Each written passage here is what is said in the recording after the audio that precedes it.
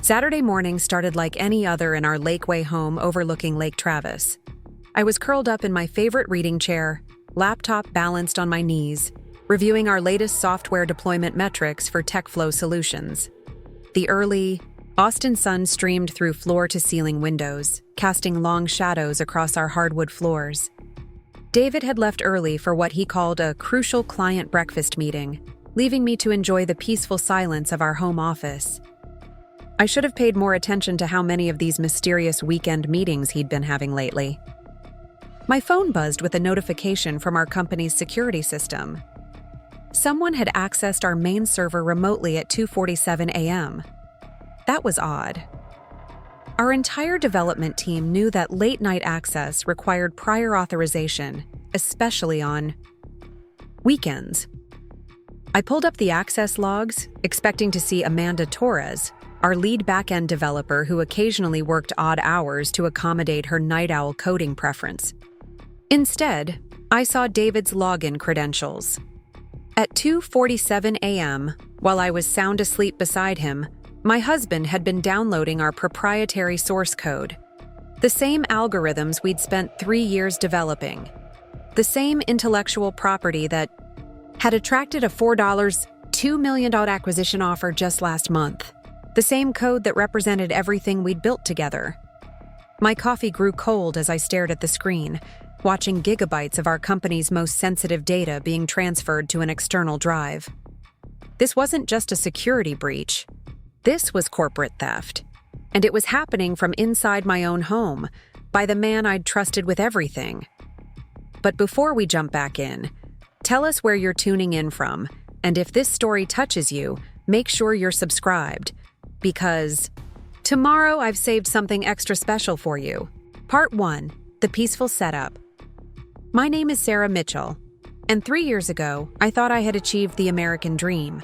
At 32, I was the CEO and founder of TechFlow Solutions, a software development company specializing in AI-powered data analytics. We operated out of a sleek office space in downtown Austin's tech corridor, where the energy of innovation seemed to pulse through every converted warehouse and modern high-rise. TechFlow wasn't just my company, it was my vision, brought to life. After spending 8 years climbing the corporate ladder at various tech giants, watching brilliant ideas get buried in bureaucracy and red tape, I'd finally taken the leap.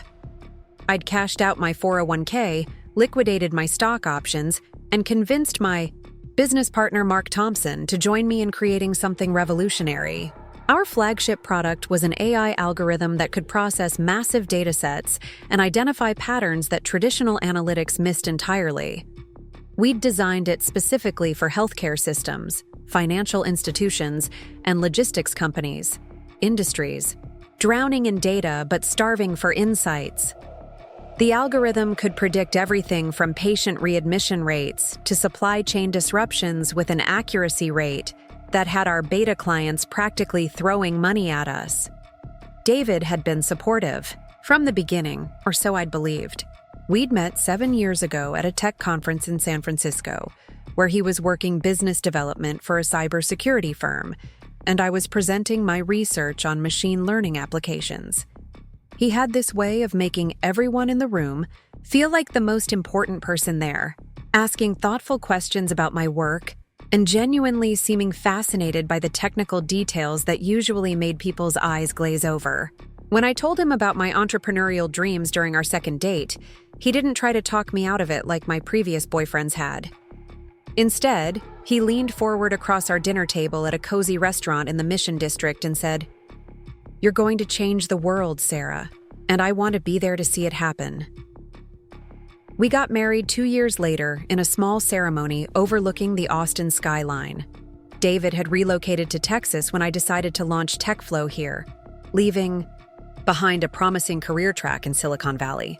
He said Austin's emerging tech scene was the perfect place to build something meaningful, and he wanted to be part of our journey. 6 months after TechFlow's incorporation, I offered David the position of VP of Business Development. It seemed natural. He understood the industry, he believed in our mission, and he had the sales skills that complemented my technical expertise. Mark had some reservations about mixing family and business, but David's track record spoke for itself. Within his first year, he'd secured contracts with 3 major clients and helped us expand into markets I'd never even considered. Our home in Lakeway reflected the success we'd built together. The modern 2-story house sat on a quiet cul-de-sac with a backyard that sloped down toward the lake. David had insisted on the location, saying the peaceful environment would help me think more clearly when I worked from home. The house featured a dedicated office space where I could code without interruption, and a separate study where David handled his business development calls. We entertained clients regularly, hosting dinner parties where I'd demonstrate our latest features while David worked the room, making connections and identifying new opportunities. We were the power couple everyone envied, the brilliant technical founder and the charismatic business strategist, building an empire together. At least that's what I'd thought until this morning. Now, staring at those access logs, I realized how naive I'd been. The man who'd moved across the country to support my dreams, who'd joined my company to help build our future, who'd celebrated every milestone and comforted me through every setback, had been systematically stealing everything we'd worked for. The theft wasn't recent. As I dug deeper into the server logs, I found a pattern of unauthorized access dating back 8 months. Small downloads at first, individual files that could be explained away as legitimate work. But gradually, the volume had increased. Configuration, files, database schemas, algorithm specifications, client contracts, and financial projections. He'd been methodically copying our entire business blueprint. I cross-referenced the download timestamps with David's travel schedule, using the calendar app we shared to track his business trips. Every major theft coincided with his overnight trips to Dallas, Houston, or San Antonio. Trips he'd described as client meetings or industry conferences. Trips where he'd return home energized and optimistic about new opportunities on the horizon. My hands trembled as I opened our company's financial dashboard. We'd been preparing for our next funding round, and I wanted to review our burn rate projections. What I found instead made my stomach drop. 3 weeks ago, David had transferred $47,000 from our business development budget to a consulting firm called Meridian Tech Holdings. The payment was categorized as strategic planning services and had been approved using his executive spending authority. I'd never heard of Meridian Tech Holdings. Preparing and narrating this story took us a lot of time, so if you are enjoying it, subscribe to our channel. It means a lot to us. Now back to the story. A quick Google search revealed that Meridian was a Delaware corporation with no website, no public contact information, and no business history. According to the state corporate database, it had been registered exactly 9 months ago by a law firm in Houston. The registered agent was listed as Jessica Wong, a name that meant nothing to me. But Jessica Wong meant something to David.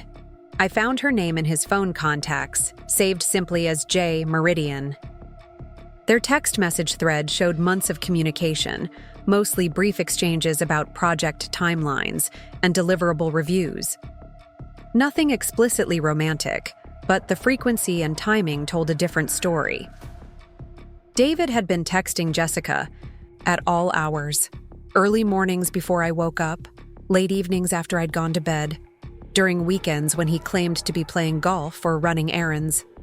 The messages were carefully worded, using business language that would seem innocent to anyone casually glancing at his phone. But patterns emerged when I analyzed them systematically. Looking forward to our collaboration had become, can't wait to see you again. The project is progressing well, had evolved into, everything is falling into place perfectly.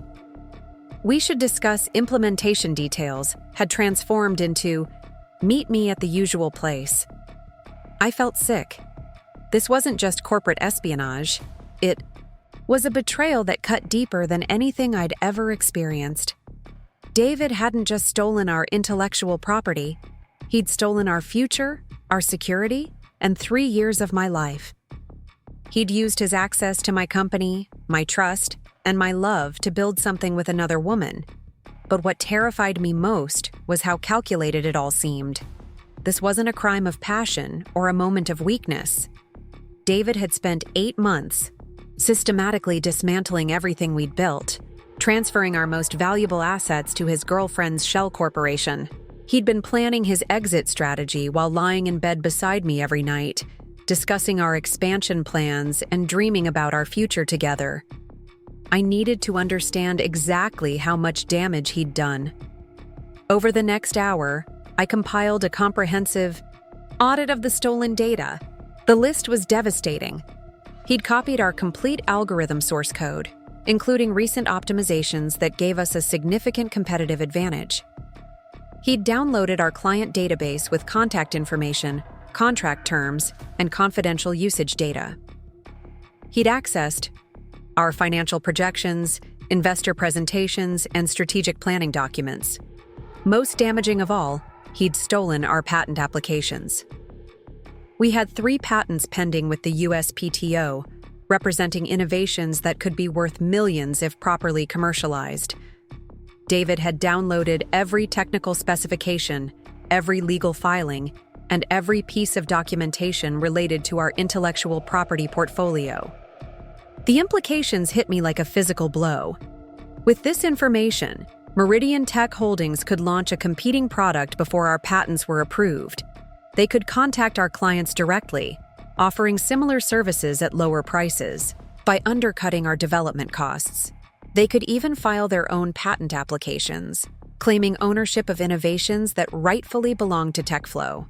I thought about all the late nights I'd spent perfecting our algorithms, all the client meetings where I'd demonstrated features that had taken months to develop, all the investor pitches where I'd staked my reputation on our technological superiority. David had been there for all of it, taking notes, asking questions, and offering suggestions.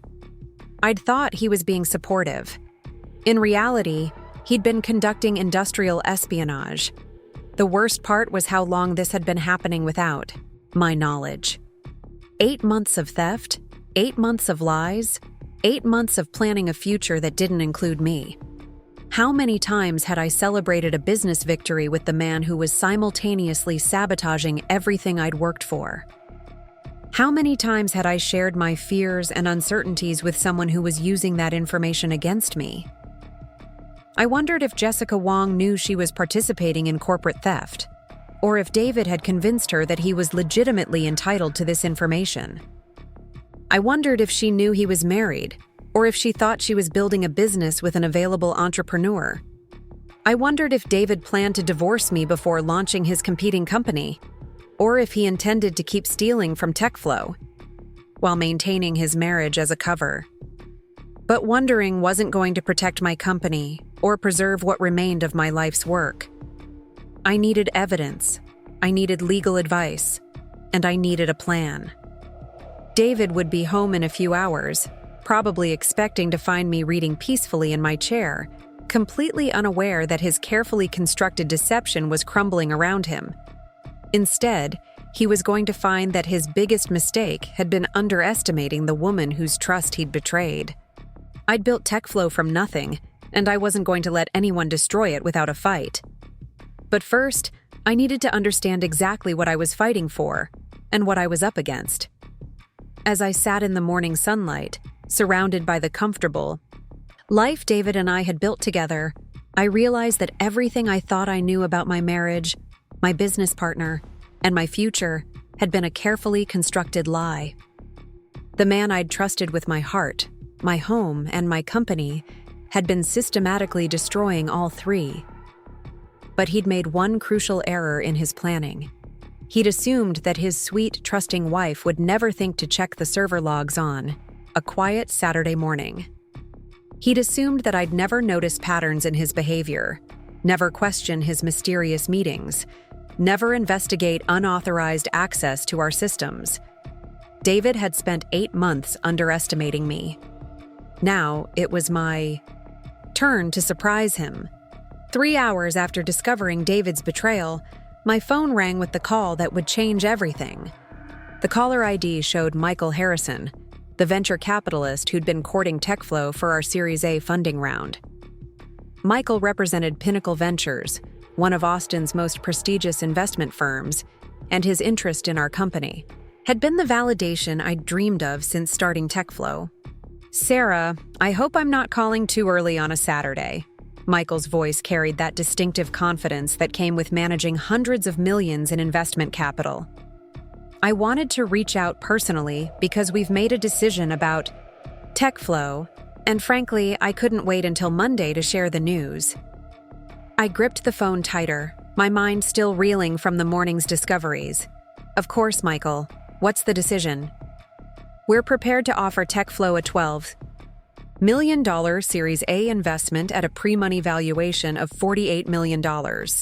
Sarah, this would be one of the largest Series A rounds we've led this year. Your algorithm technology is exactly what the market needs right now." The numbers hit me like a thunderbolt. $12 million, a $48 million valuation. 6 months ago, I would have been screaming with joy, calling David immediately to share the incredible news. Now, the timing felt almost cosmic in its irony. The same morning I'd discovered my husband's corporate theft, I was receiving the biggest business opportunity of my life. "Michael, that's incredible news," I managed, trying to keep my voice steady. "I'm honored that Pinnacle sees that kind of potential in what we've built." "The potential is undeniable, Sarah. Your AI analytics platform is solving real problems for major enterprises. Our due diligence team was particularly impressed with your intellectual property portfolio and the proprietary nature of your core algorithms. That's exactly the kind of defensible technology advantage we look for in our investments." Intellectual property portfolio. The irony was devastating. Michael was praising the very assets that David had been systematically stealing and transferring to his girlfriend's shell corporation. How many of those proprietary algorithms were already in Jessica Wong's hands? How much of our defensible technology advantage had been compromised by the person I'd trusted most? "There is one condition we need to discuss," Michael continued, his tone becoming more serious. "Given the size of this investment, Pinnacle requires comprehensive IP audits and security assessments as part of our standard due diligence process. We'll need to verify ownership of all your core technologies, review your internal security protocols, and ensure there are no outstanding IP disputes or potential vulnerabilities." My blood ran cold. An IP audit would immediately reveal David's unauthorized access to our systems. The security assessment would uncover months of systematic data theft. The timing couldn't have been worse, or perhaps it couldn't have been better, depending on how I chose to handle this situation. "Of course," I replied, buying myself time to think. "That's completely reasonable for an investment of this magnitude. When would Pinnacle want to begin the audit process?" "We'd like to start as early as next week. I know that's aggressive, but we're excited about this opportunity and want to move quickly. The sooner we can complete due diligence, the sooner we can close the funding round and help TechFlow scale to the next level." I found myself facing an impossible choice. If I proceeded with the audit without addressing David's theft first, Pinnacle would discover the security breaches and likely withdraw their offer. No legitimate investor would fund a company whose intellectual property had been compromised by internal theft. But if I exposed David's activities before the audit, the resulting legal chaos could also derail the investment opportunity. "Michael, I appreciate Pinnacle's urgency, and I'm equally excited about moving forward. Would it be possible to schedule the audit for 2 weeks from now? I want to ensure our entire team is prepared for such a comprehensive review, and I'd like to complete some internal security upgrades we've been planning." 2 weeks works perfectly," Michael agreed. "That gives us time to assemble our technical review team and coordinate with our legal advisors. Sarah, I want you to know that everyone at Pinnacle is genuinely excited about this partnership. We believe TechFlow has the potential to become a dominant player in the AI analytics space." After ending the call, I sat in stunned silence, staring out at Lake Travis as early morning joggers made their way along the waterfront trail. 2 weeks. I had 2 weeks to decide whether to expose David's betrayal and risk losing the biggest opportunity in TechFlow's history, or somehow neutralize the threat he posed while preserving the company's future. The Pinnacle investment represented more than just money. It was validation that 3 years of grinding work had produced something genuinely valuable. It was proof that my vision for TechFlow could scale beyond my wildest expectations. It was the financial security that would allow me to hire the best developers, expand into new markets, and compete with the established giants in our industry. But David's theft threatened to destroy everything before it could even begin. If Meridian Tech Holdings launched a competing product using our stolen algorithms, they could undermine TechFlow's market position before we'd even had a chance to establish ourselves. If they filed patent applications based on our stolen research, we could find ourselves fighting expensive legal battles over technologies we'd developed. If they contacted our clients using our stolen customer data, we could lose key accounts that had taken years to build. I needed to understand exactly what David had taken and what he planned to do with it. More importantly, I needed to figure out how to protect TechFlow without destroying the Pinnacle opportunity. The investment could provide the resources we needed to fight back against whatever competition Meridian might represent, but only if we could complete the due diligence process without revealing the extent of our security compromise. My phone buzzed with a text message from David. "Breakfast meeting running long. Might grab lunch with the team afterward. Don't wait up for me. Enjoy your Saturday reading." The casual tone of his message felt like a slap in the face. While I was discovering the full scope of his betrayal and trying to save our company's future, he was probably meeting with Jessica Wong to plan their next move. I decided to use David's absence to conduct a more thorough investigation.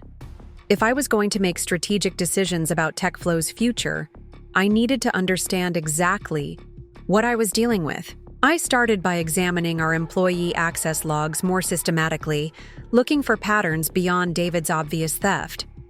What I found was even more disturbing than I'd initially realized. David hadn't been working alone. 3 months ago, he'd granted system access to an external consultant named Ryan Phillips, supposedly to conduct a competitive analysis of our market position. I remembered David mentioning the project in passing, describing Phillips as a former colleague who specialized in market research for emerging technology companies. But Phillips' access logs told a different story. Instead of reviewing publicly available market data, he'd been downloading our client contracts, financial statements, and strategic planning documents. The same documents that would be invaluable to a competitor trying to understand our business model and identify our vulnerabilities. A quick LinkedIn search revealed that Ryan Phillips had recently been hired as Director of Business Development at Meridian Tech Holdings. The timeline was perfect. He'd gained access to TechFlow's confidential information as a supposed consultant, then immediately joined David's new company to help them exploit what he'd learned. The conspiracy was broader and more sophisticated than I'd initially realized. David hadn't just stolen our technology on impulse. He'd orchestrated a months-long corporate espionage operation, bringing in outside accomplices and systematically extracting everything of value from TechFlow. They'd even been careful to space out their activities, avoiding the kind of obvious data dumps that might trigger our security alerts. I began to piece together their probable timeline. 8 months ago, David had started his relationship with Jessica Wong and begun planning his exit from TechFlow.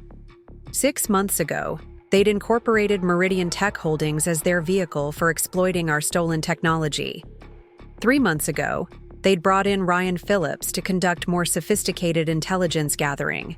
And sometime in the near future, they planned to launch their competing business using everything they'd stolen from us. The sophistication of their operations suggested they had professional guidance, possibly from lawyers or business consultants who specialized in technology transfers. This wasn't amateur hour. They'd planned every step carefully to minimize their legal exposure while maximizing the value of their theft. But their careful planning might also be their weakness. By taking so much time to build their operation, methodically, they'd left extensive digital evidence of their activities. Every unauthorized access, every file download, every suspicious transaction was documented in our system logs. If I could preserve that evidence and present it properly, I might be able to stop them before they could launch their competing business. The question was whether to involve law enforcement immediately or try to handle the situation internally first. Calling the FBI would certainly send a strong message, but it would also guarantee media attention and potential disruption to our business operations. Corporate espionage investigations could take months or years to resolve, during which time TechFlow's reputation might suffer even if we were ultimately vindicated. On the other hand, trying to confront David directly or resolve the situation through civil litigation might give him time to cover his tracks or accelerate his timeline for launching Meridian's competing product. If he realized that I'd discovered his activities, he might become desperate enough to take even more aggressive action against TechFlow. I decided that my first priority had to be protecting TechFlow's immediate interests. The pinnacle investment was too important to risk, and I couldn't let David's betrayal destroy everything we'd built. But I also couldn't ignore the systematic theft of our most valuable assets. I needed a strategy that would neutralize the threat David posed while preserving our opportunity for growth. As I considered my options, I realized that David had made several critical mistakes in his planning. First, he'd underestimated my technical skills and assumed I wouldn't notice his unauthorized system access. Second, he'd gotten comfortable with his routine and stopped being careful about covering his digital tracks. Third, he'd involved too many people in his conspiracy, creating multiple points of potential exposure. Most importantly, he'd assumed that I would react emotionally rather than strategically if I discovered his betrayal. He probably expected me to confront him immediately in anger, giving him time to prepare his defenses or accelerate his timeline. Instead, I was going to use his assumptions against him. I spent the rest of the morning documenting everything I'd discovered, creating a comprehensive file of evidence that detailed David's theft of our intellectual property. I captured screenshots of access logs, copied suspicious financial transactions, and compiled a timeline of events that clearly showed the systematic nature of his activities. By the time I finished, I had enough evidence to support criminal charges for corporate espionage, civil litigation for breach of fiduciary duty, and immediate termination of David's employment at TechFlow. But I also had something more valuable: a clear understanding of my opponent's strategy and capabilities. David thought he was playing a game where I didn't even know the rules. He was about to discover that I'd been studying the board much more carefully than he'd realized, and I was ready to make some moves of my own. David returned home that evening with the kind of forced cheerfulness that I now recognized as his tell when he was hiding something significant. He bounded through our front door carrying flowers from the grocery store and wearing the bright smile that had once made my heart skip beats, but now made my stomach churn with suspicion. "How was your Saturday, beautiful?" he asked, kissing my cheek as I stood in our kitchen preparing dinner. The casual intimacy of the gesture felt like a violation now that I knew what he'd been doing behind my back. "You look a little tired. Everything okay?" I kept my expression neutral, continuing to chop vegetables for the stir-fry I was making. "Just spent the day catching up on some system maintenance and code reviews. You know how it is. The technical debt never sleeps." The irony of my words wasn't lost on me. I'd discovered his debt, the debt he owed to honesty, loyalty, and basic human decency. "Ah, the glamorous life of a CEO," David laughed, loosening his tie and pouring himself a glass of the expensive wine we kept for special occasions. "Well, I have some news that might brighten your day. The breakfast meeting went incredibly well. We might be looking at a major new client partnership." I watched him carefully as he spoke, noting the slight hesitation before he mentioned the breakfast meeting. "That's great news. Which company are you working with?" "It's still early stages," he said quickly, taking a large sip of wine. I don't want to jinx anything by talking about it too much, but if this partnership works out, it could represent a significant revenue stream for TechFlow. The lie came so easily to him that I almost felt impressed by his acting skills. There had been no breakfast meeting with a potential client. There had been a meeting, certainly, but it was probably with Jessica Wong or Ryan Phillips or whatever other conspirators were helping him plan TechFlow's destruction. That's exciting, I replied, keeping my tone supportive and interested. Is this connected to any of the market research Ryan Phillips has been doing for us? I noticed he's had pretty extensive access to our client data. David's hand froze. Halfway to his mouth, the wine glass suspended in midair for just a fraction of a second before he recovered his composure. But I'd been watching for exactly this reaction, and I caught the brief flash of panic in his eyes. Ryan's work has been helpful for understanding competitive positioning, David said carefully. His insights have definitely informed some of our strategic thinking about new business development opportunities. The way he phrased his response was masterful, technically truthful, while being completely misleading about the actual nature of Ryan's activities. David had learned to lie with the precision of a lawyer, using carefully chosen words that would give him plausible deniability if his statements were ever scrutinized. I was thinking, I continued, pretending to focus on my cooking while actually watching David's reflection in the kitchen window. Maybe it would be good for me to sit in on some of these strategic meetings. As we scale up, I want to make sure I understand all the business development initiatives that might impact our technical roadmap. This time, David's reaction was more obvious. He set down his wine glass and turned to face me directly, his expression shifting into what I'd once interpreted as protective concern, but now recognized as possessive control. Sarah, you know I handle the business development side so you can focus on what you do best, the technical innovation that makes TechFlow special. We've always worked well with that division of responsibilities. Of course, I agreed, turning to smile at him. I'm not trying to step on your territory. I just want to understand the bigger picture as we grow, especially if we move forward with the Pinnacle investment. David's eyes sharpened. Pinnacle? Have you heard something from Michael Harrison? The eagerness in his voice was unmistakable. This wasn't the casual interest of a business partner. This was the focused attention of someone who desperately needed to know about potential changes to TechFlow's financial position. I realized that David's theft of our intellectual property was probably just the first phase of his plan. He also needed to understand our funding timeline and investor relationships to properly position Meridian Tech Holdings as a competitor. Michael called this morning, I said, watching David's face carefully. Pinnacle is ready to move forward with a $12 million Series A investment at a $48 million valuation. David's reaction was fascinating to observe. For just a moment, his mask slipped completely, and I saw raw calculation in his expression. He was doing mental math, figuring out how this development would impact his plans for Meridian.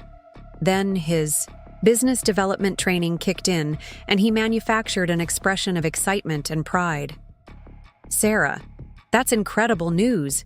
This is exactly what we've been working toward. He moved to hug me, but something in his embrace felt different now. Less like a celebration and more like an assessment.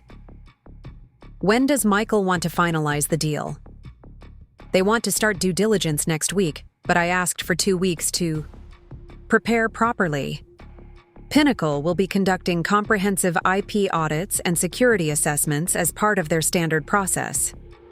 The color drained from David's face so quickly that I thought he might actually faint. He tried to recover by taking another drink of wine, but his hand was shaking enough that I could hear the glass rattling against his teeth. IP audits can be pretty invasive, he said, his voice carefully controlled. Are you sure we're ready for that level of scrutiny? The question revealed everything. A legitimate business partner would be excited about investor validation of our intellectual property. Only someone who knew our IP had been compromised would worry about the scrutiny of a professional audit. I think we'll be fine, I replied, casually. Our algorithms are well documented, our development processes are clean, and our security protocols are solid. What could they possibly find to worry about? David forced a laugh that sounded like nails on a chalkboard. Of course, you're right. I just know how stressful these investor processes can be, and I want to make sure we're putting our best foot forward. Actually, I continued, as if the thought had just occurred to me, the audit might be a good opportunity to review our internal access controls. I noticed some unusual activity in our server logs, probably just system updates, but it might be worth documenting everything properly for the investors. This time, David couldn't hide his reaction. He set down his wine glass with enough force to make me worried it might break, and I could see beads of sweat forming on his forehead despite the comfortable temperature in our kitchen. Unusual activity? He asked, his voice tight with barely controlled tension. Oh, just some late-night access logs and large file transfers, I said with deliberate vagueness. Probably nothing to worry about, but you know how paranoid investors can be about data security these days. David was quiet for a long moment, staring out our kitchen window at the lake. When he finally spoke, his voice had a different quality, harder and more calculating than the warm tone he'd been using earlier. Sarah, have you considered that moving too quickly with Pinnacle might not be the best strategy? $12 million is a significant amount, but it also means giving up a substantial portion of TechFlow's equity. Maybe we should explore other options before committing to their terms. I almost laughed at the transparency of his concern. David wasn't worried about TechFlow giving up too much equity. He was worried that a successful funding round would provide us with the resources to fight back against Meridian Tech Holdings and might accelerate the timeline for discovering his theft. I appreciate your concern about the equity dilution, I replied, but Pinnacle's offer validates everything we've built. Plus, the funding would give us the resources to accelerate our development timeline and expand our market presence. Or it could saddle us with investor oversight and pressure to hit unrealistic growth targets, David countered. Sometimes, the best path forward is organic growth funded by revenue rather than external investment. The irony was staggering.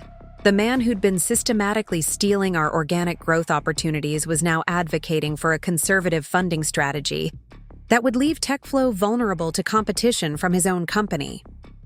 That's an interesting perspective, I said carefully. But I think the competitive landscape requires us to move aggressively. If we don't capitalize on our current advantages, other companies might develop similar technologies and erode our market position. David's laugh was bitter and knowing in a way that made my skin crawl. Competition is definitely something we need to be prepared for. The AI analytics space is heating up quickly, and there are probably companies developing similar capabilities that we don't even know about yet. He was practically telling me about Meridian Tech Holdings without actually naming them. The audacity was breathtaking. He was warning me about the very competition he was creating while pretending to be concerned about TechFlow's strategic position. You're absolutely right, I agreed. That's why I think the Pinnacle funding is so important. The resources will help us stay ahead of any potential competitors and protect our intellectual property investments. Intellectual property protection is definitely crucial, David said, his voice heavy with implications I was only beginning to understand. But sometimes the best defense is being proactive rather than reactive. Maybe we should consider licensing some of our technologies to strategic partners rather than trying to build everything internally. I stared at him in amazement. He was actually suggesting that TechFlow should license our core technologies to other companies, presumably including Meridian Tech Holdings. The plan was even more sophisticated than I'd realized. He wasn't just stealing our intellectual property. He was trying to position TechFlow to legitimize Meridian's use of our stolen technologies through formal licensing agreements. That's a fascinating idea, I said slowly. Do you have specific partners in mind? Nothing concrete yet, David replied quickly. Just thinking strategically about ways to maximize the value of what we've built. The conversation was becoming surreal. My husband was sitting in our kitchen, drinking our wine, and calmly discussing plans to help his girlfriend's company exploit the technologies we'd developed together.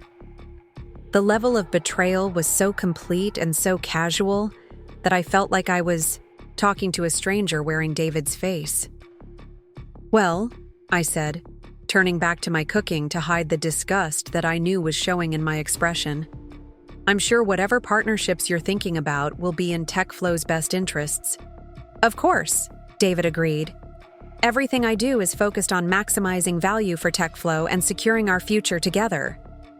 The word "together" hit me like a physical blow.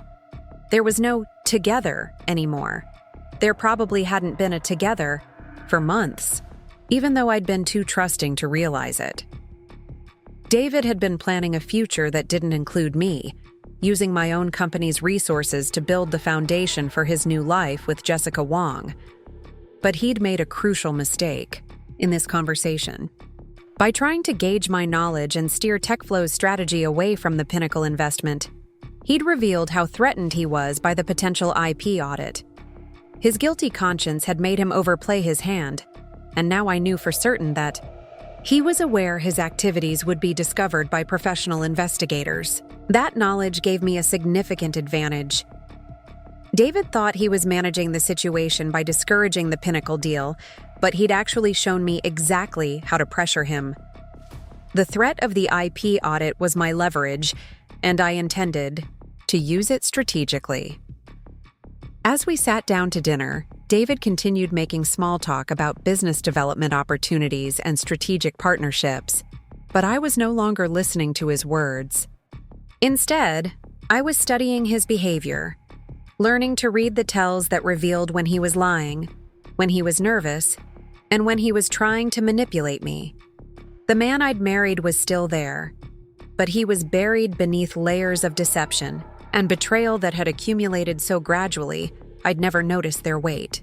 The David sitting across from me at our dinner table was a stranger who'd been wearing my husband's identity like a mask, and I was finally beginning to see the calculating opportunist beneath the charming facade. By the end of dinner, I'd learned something invaluable. David was scared. His theft of TechFlow's intellectual property had been systematic and extensive, but it had also left him vulnerable to discovery. He needed more time to complete his plans for Meridian Tech Holdings, and the Pinnacle investment threatened to accelerate a timeline he wasn't ready for. Fear made people careless, and careless people made mistakes. David had already made several tonight, revealing far more about his activities and concerns than he'd intended. If I could maintain the pressure while appearing oblivious to his betrayal, he might make even bigger mistakes in the coming days. I was beginning to formulate a plan of my own, one that would protect TechFlow's future while ensuring that David faced consequences for his betrayal. But first, I needed to understand exactly how far his conspiracy extended and who else might be involved in the systematic theft of everything I'd worked to build. Sunday morning brought the kind of crystalline autumn day that had first made me fall in love with Austin 7 years ago. David had left early for what he claimed was a cycling meetup with some college friends, but I suspected he was actually meeting with his conspirators to discuss the complications my Pinnacle announcement had created for their timeline. His hasty departure gave me the perfect opportunity to dig deeper into the history of our relationship and identify the moments when his behavior had shifted from genuine partnership to calculated exploitation. I settled into my home office with a cup of coffee and began the painful process of reviewing our shared digital history. Our cloud storage accounts, shared calendars, and photo libraries contained thousands of artifacts from 7 years together, and I was determined to find the inflection points where David's motivations had changed from love to opportunism.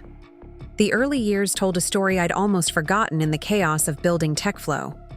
David and I had met at the Austin Technology Summit in 2018, where I was presenting research on neural network optimization techniques, and he was attending as a business development representative for CyberGuard Solutions, a mid-tier cybersecurity firm based in Dallas.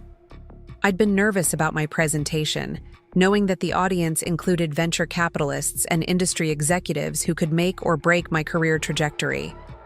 David had approached me after my talk, and I still remembered his exact words. "That was the most elegant explanation of backpropagation optimization I've ever heard. Most people make it sound like rocket science, but you made it accessible without dumbing it down." He'd understood not just the technical content of my presentation, but the skill required to communicate complex ideas to diverse audiences. Our first date had been at Franklin Barbecue, where we'd waited in line for 2 hours discussing everything from machine learning ethics to our favorite science fiction novels.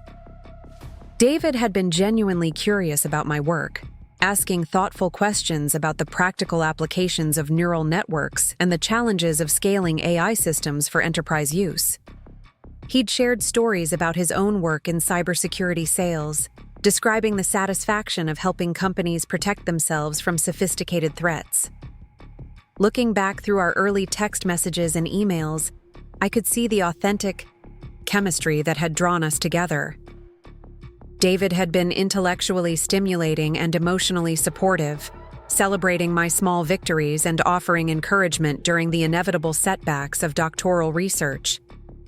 When I'd been stressed about my dissertation defense, he'd shown up at my apartment with Thai food and chocolate, then spent the evening helping me practice my presentation. The photos from our early relationship told a similar story. David's smile had been genuine and unguarded, his body language relaxed and affectionate. We'd taken hiking trips to state parks around Austin, attended concerts at ACL Live, and hosted dinner parties where our conversation had flowed naturally between technical discussions and personal stories. We'd looked happy together because we had been happy together. Our engagement had been a masterpiece of romantic planning. David had proposed during a weekend trip to Big Sur at a clifftop restaurant overlooking the Pacific Ocean, where we'd had our first serious conversation. About building a future together, he'd chosen a ring that reflected my personality, elegant but not ostentatious, with a vintage setting that honored craftsmanship over flashiness. The proposal itself had been intimate and personal, referencing shared memories and inside jokes that proved he'd been paying attention to the details of our relationship. Our wedding had been everything I'd dreamed of. A small ceremony at the Blanton Museum of Art, followed by a reception at a historic venue in downtown Austin. David had written his own vows, speaking eloquently about partnership, mutual support, and building something meaningful together. He'd mentioned his excitement about my entrepreneurial ambitions and his commitment to supporting whatever path my career might take. For the first 3 years of our marriage, that support had seemed genuine and unwavering. When I decided to leave my comfortable position at Dell Technologies to pursue my startup dreams, David had been enthusiastic and encouraging. He'd helped me research Austin's startup ecosystem, introduced me to contacts in his professional network, and celebrated every milestone in TechFlow's early development. The shift had been so gradual that I'd missed it entirely at the time.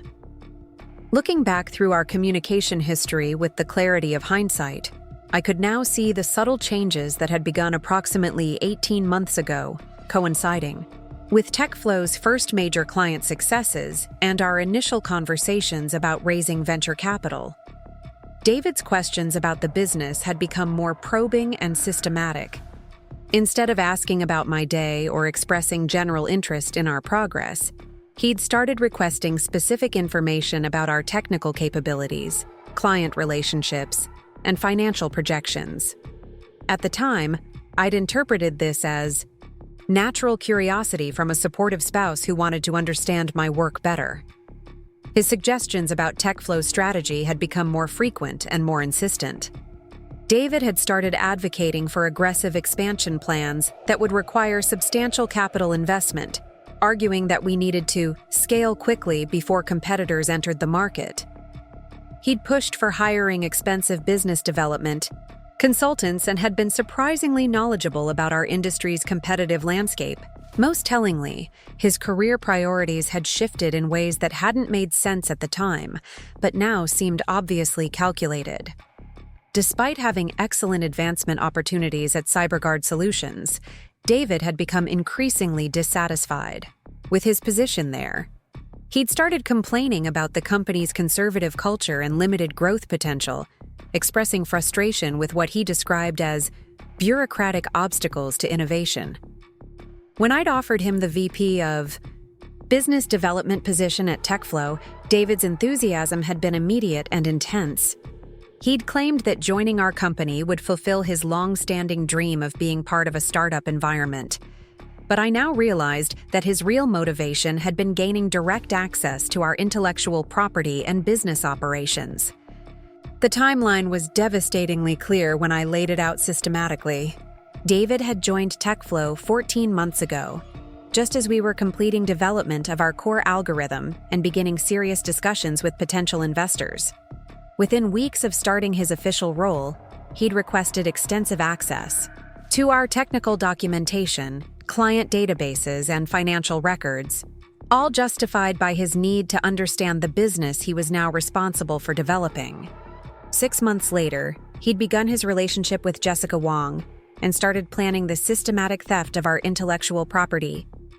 The correlation wasn't coincidental. David had needed time to assess the full value of what TechFlow had, built before determining how to extract maximum benefit for himself. I found evidence of his planning in unexpected places. Our shared Google Drive contained a folder labeled Market Research that I'd assumed was related to legitimate competitive analysis. But examining the documents more carefully, I realized that David had been systematically mapping our competitive advantages, identifying our most valuable intellectual property assets, and researching the regulatory requirements for technology transfer between companies. One document was particularly damning: a detailed analysis of TechFlow's patent applications and the potential market value of our core algorithms. David had estimated that our intellectual property portfolio could be worth between $15 and $25 million if properly commercialized by a well-funded competitor. The document included specific recommendations for reverse engineering, our technologies and strategies for avoiding patent infringement claims. The research was sophisticated enough to suggest professional assistance, probably from patent attorneys or technology transfer consultants who specialized in helping companies acquire competitive intelligence. David hadn't just decided to steal our technology on impulse. He'd invested significant time and resources in planning the most effective approach to corporate espionage. I discovered evidence of his financial planning as well. Buried in our personal financial records were documents related to offshore banking accounts and Delaware corporate structures. David had been researching tax-efficient ways to monetize stolen intellectual property while minimizing his personal legal exposure. He'd even consulted with attorneys about asset protection strategies and the statute of limitations for various types of corporate litigation. The level of premeditation was staggering. David hadn't just betrayed our marriage and our business partnership. He'd spent months systematically planning the most effective way to destroy everything we'd built together while protecting himself from consequences. But the most painful discovery was evidence that David's feelings for me had been genuine at one point, even if they'd eventually been corrupted by greed and opportunity. Love letters he'd written during our engagement expressed authentic emotion and sincere commitment to our shared future. Photos from our wedding showed moments of unguarded happiness that couldn't have been entirely fabricated. The tragedy wasn't that David had never loved me. It was that he'd allowed his love to be gradually consumed by resentment and envy. As TechFlow had become more successful, David's role as a supportive spouse had apparently become less satisfying than his desire to be the primary beneficiary of that success. He'd transformed from my partner into my competitor, and eventually into my adversary. Understanding this progression helped me recognize the psychological manipulation that had accompanied his corporate espionage. David had gradually undermined my confidence in my own business judgment, suggesting that I was too technical and detail-oriented to understand strategic business development. He'd encouraged me to delegate more decision-making authority to him, arguing that my time was better spent on technical innovation than operational management. He'd also been systematically isolating me from other potential advisors. David had discouraged my participation in industry networking events, claiming that my time was too valuable to waste on shallow professional socializing. He'd been skeptical of outside consultants and advisors, arguing that TechFlow should rely on internal expertise rather than expensive external guidance. The isolation strategy had been particularly effective because it had aligned with my natural preferences. As an introverted technical founder, I'd been happy to let David handle the business development activities that required extensive relationship management and public speaking. But his encouragement of my reclusive tendencies had also made me more dependent on his interpretation of external threats and opportunities. Most insidiously, David had been gradually redefining our relationship dynamic to position himself as the practical, business-minded partner who protected naive, idealistic me from the harsh realities of commercial competition. He'd presented himself as my shield against unscrupulous competitors and aggressive investors, all while planning to become the biggest threat to TechFlow's survival. The psychological manipulation had been so subtle and so consistent with gender stereotypes about technical founders that I'd never questioned his motives. David had exploited societal assumptions about women in technology leadership roles, using my own insecurities about business credibility to gain increasing control over strategic decisions. But understanding his psychological manipulation also revealed his weaknesses.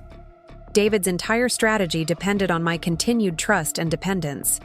If I demonstrated that I was capable of independent strategic thinking and decisive action, his carefully constructed narrative about my limitations would collapse. More importantly, David's emotional investment in his self-image as the practical business expert meant that he would underestimate my ability to respond effectively to his betrayal.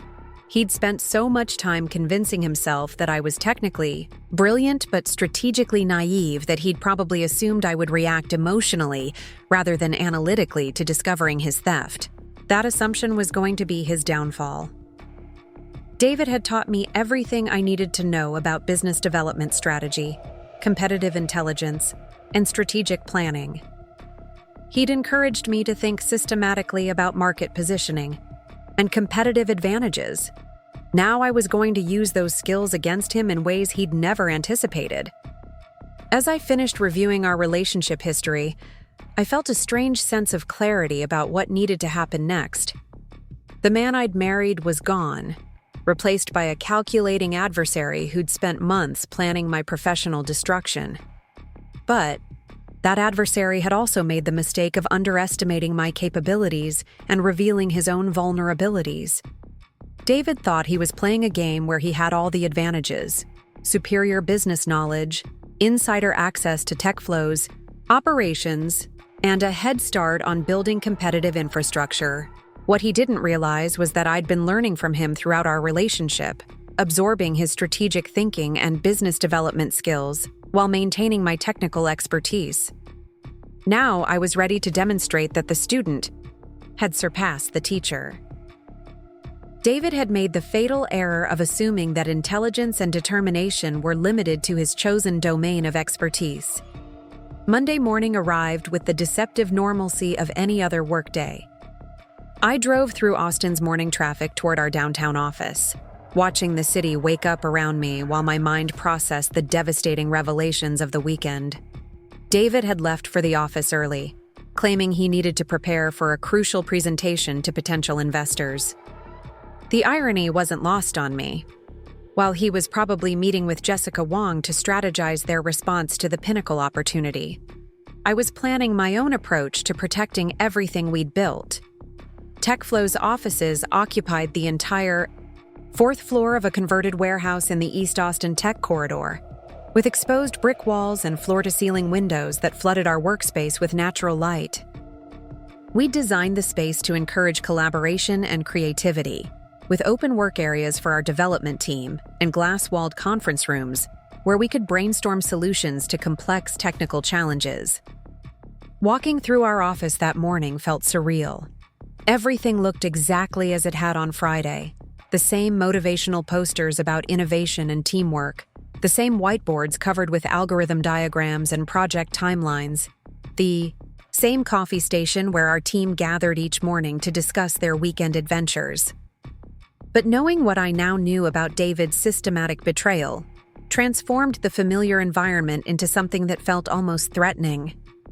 Mark Thompson, my co-founder and chief technology officer, was already at his desk reviewing code from our latest development sprint. Mark had been my closest collaborator since TechFlow's inception, and his technical judgment was one of the few things I trusted absolutely. As I approached his workstation, I realized that I was about to face one of the most difficult conversations of my professional life. "Morning, Sarah," Mark greeted me with his characteristic enthusiasm. "I've been thinking about the optimization issues we discussed last week, and I think I've identified a way to reduce processing time by another 15%. Want to take a look?" The genuine excitement in Mark's voice about technical improvements reminded me why I'd started TechFlow in the first place. This was what mattered, building something meaningful that solved real problems for real people. David's betrayal threatened not just my personal future, but the livelihoods of 12 talented people who'd believed in our vision enough to join a risky startup venture. "Actually, Mark, I need to discuss something more urgent with you. Can we use the conference room for a few minutes?" Mark's expression shifted immediately from enthusiasm to concern. In 3 years of working together, I'd rarely requested private conversations without explaining the context first. He followed me into our largest conference room, closing the door behind him and taking a seat across from me at the polished wood table where we'd celebrated so many business victories. "Mark, what I'm about to tell you is going to be difficult to hear, but I need you to know that TechFlow is facing a serious security threat. Over the weekend, I discovered evidence that our intellectual property has been systematically compromised by someone with administrative access to our systems." The color drained from Mark's face as he processed the implications of my statement. As our chief technology officer, he understood better than anyone how devastating intellectual property theft could be for a company like ours. Our entire competitive advantage was built on proprietary algorithms and innovative approaches to data processing that had taken years to develop. "How extensive is the compromise?" Mark asked, his voice tight with controlled anger. "Are we talking about isolated incidents or systematic data extraction?" "Systematic," I replied grimly. "Months of unauthorized access, including our core algorithm source code, client databases, financial projections, and patent documentation. Everything that makes TechFlow valuable has been copied and transferred to external systems." Mark was quiet for a long moment, staring out the conference room windows at the Austin skyline as he absorbed the magnitude of what I'd told him. When he finally spoke, his voice carried the kind of barely controlled fury that I'd only heard from him once before, when a previous employer had tried to claim ownership of code he'd developed independently. "Do we know who's responsible for the breach?" he asked. This was the moment I'd been dreading. Mark had always been supportive of my decision to bring David into the company, but he'd also expressed occasional concerns about mixing family relationships with business operations. I'd dismissed his worries as unnecessary caution, confident that David's professional integrity would prevent any conflicts of interest. "The evidence points to David," I said quietly. "The unauthorized access correlates with his login credentials, and the timing suggests this has been planned for months."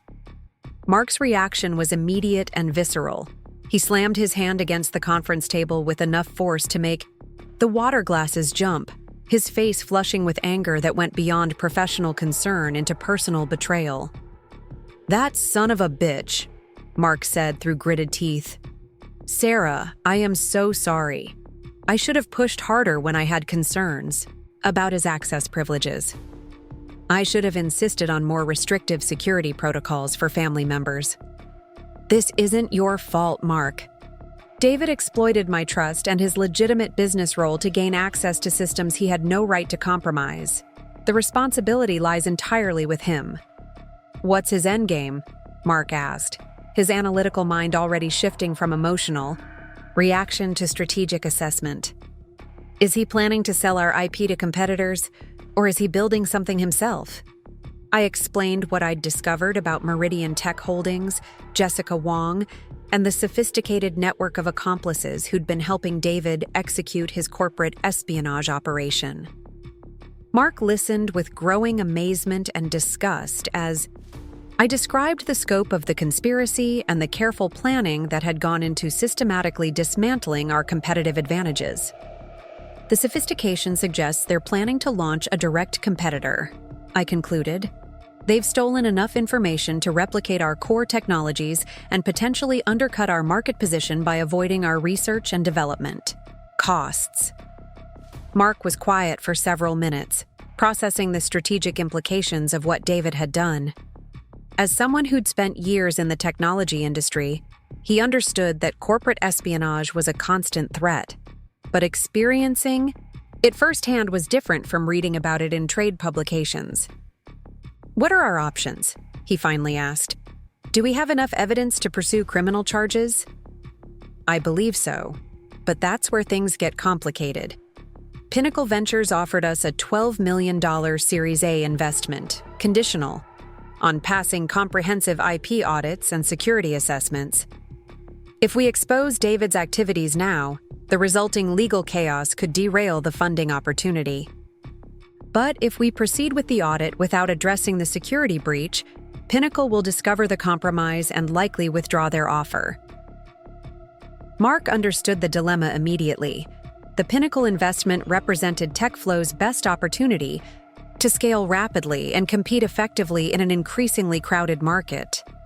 Losing that funding could be devastating for our long-term prospects, especially if Meridian Tech Holdings launched a competing product using our stolen technologies. "How much time do we have before the audit begins?" Mark asked. 2 weeks. I convinced Michael Harrison to delay the start date, ostensibly to give us time to prepare comprehensive documentation. 2 weeks to neutralize a months-long corporate espionage operation, Mark mused. That's not much time, but it might be enough if we're strategic about our approach. I appreciated Mark's immediate shift into problem-solving mode. While I'd been wrestling with the emotional devastation of David's betrayal, Mark was already thinking about practical solutions that could protect TechFlow's future while ensuring that David faced appropriate consequences for his actions. "I've been thinking about our approach," I said. "We need to gather additional evidence, document the full scope of the breach, and develop a strategy that neutralizes the threat David poses while preserving our relationship with Pinnacle." "What about involving law enforcement?" Mark asked. "Corporate espionage is a federal crime, and the FBI has specialized units that handle technology theft cases. The idea of involving the FBI had occurred to me, but I'd been hesitant to take such a dramatic step without fully understanding the potential consequences. Federal investigations could take months or years to resolve, during which time TechFlow's business operations might be significantly disrupted. I'm concerned about the timing," I admitted. "If we trigger a federal investigation right before the Pinnacle audit, it could create complications that jeopardize the investment opportunity. On the other hand," Mark pointed out, "if we can demonstrate to Pinnacle that we've identified and addressed a security threat proactively, it might actually strengthen their confidence in our management team. Investors appreciate founders who can handle crises effectively." Mark's perspective was illuminating. Instead of viewing the David situation as an obstacle to the Pinnacle investment, we could potentially frame it as evidence of our sophisticated security monitoring and decisive crisis management. The key would be controlling the narrative and demonstrating that we'd resolved the threat before it could cause lasting damage. "You're right," I agreed. "But we need to be careful about timing and presentation. We can't afford to look like a company whose internal security is fundamentally compromised." We spent the next hour developing a preliminary strategy for addressing David's betrayal while protecting TechFlow's interests. Mark suggested that we begin by conducting a comprehensive forensic analysis of our systems to document exactly what David had accessed and when. The forensic evidence would be crucial for any legal proceedings and would also help us assess the full scope of the damage.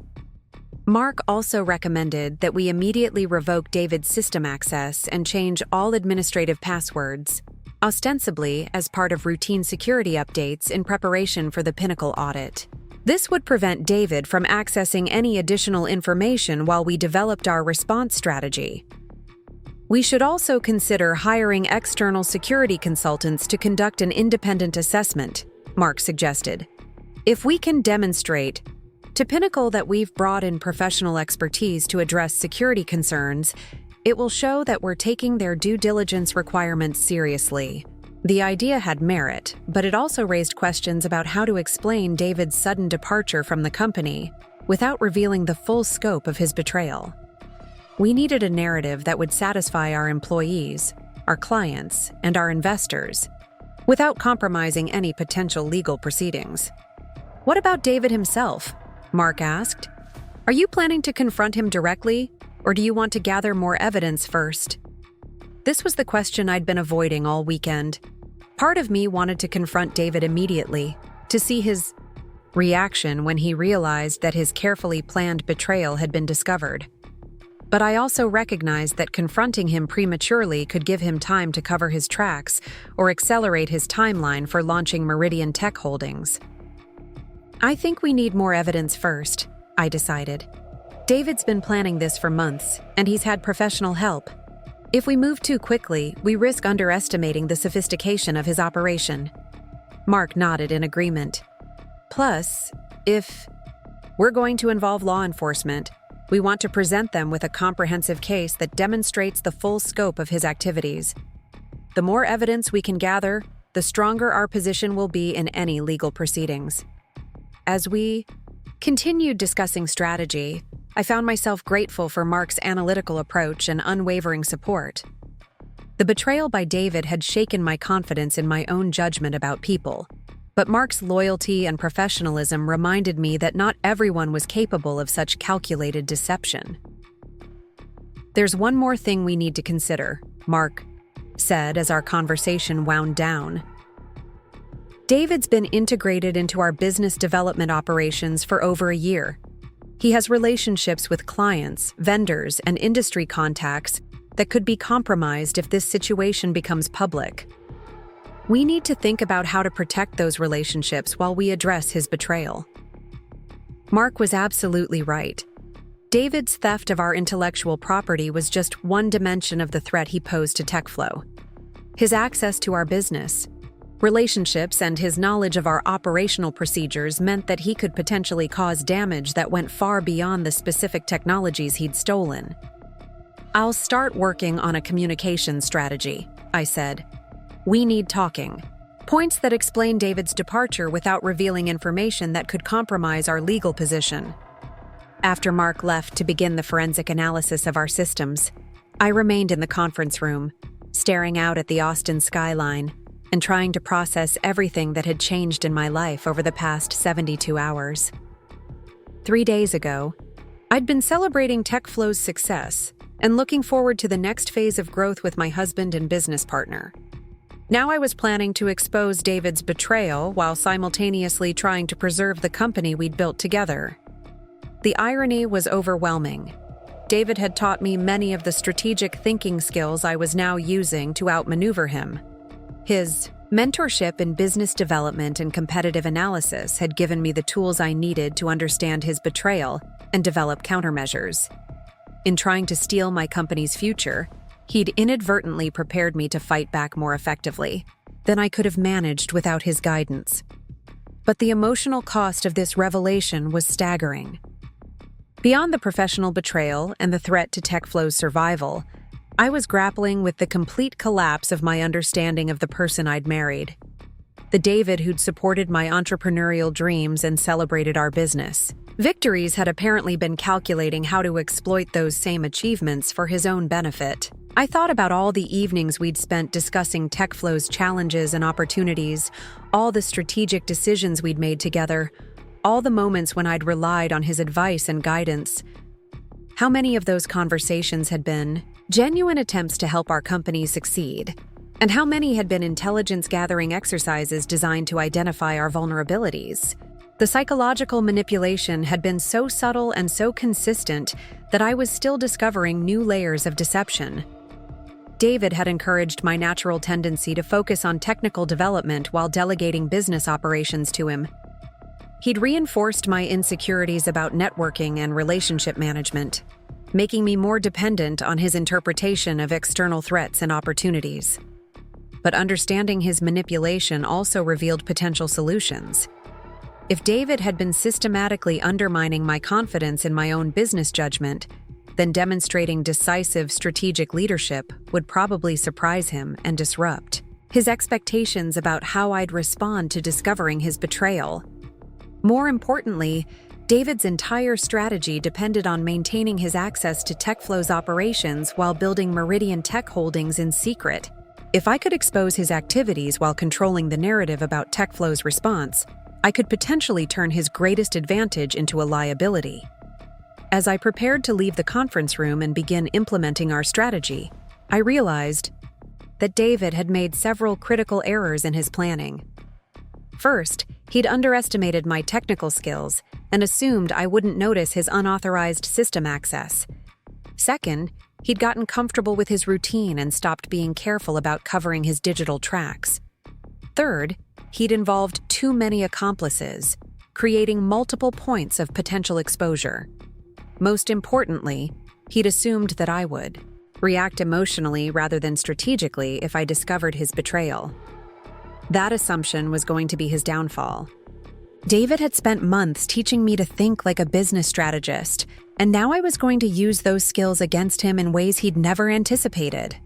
The next 2 weeks were going to determine not just TechFlow's future, but my own ability to rebuild my life after such a complete betrayal of trust.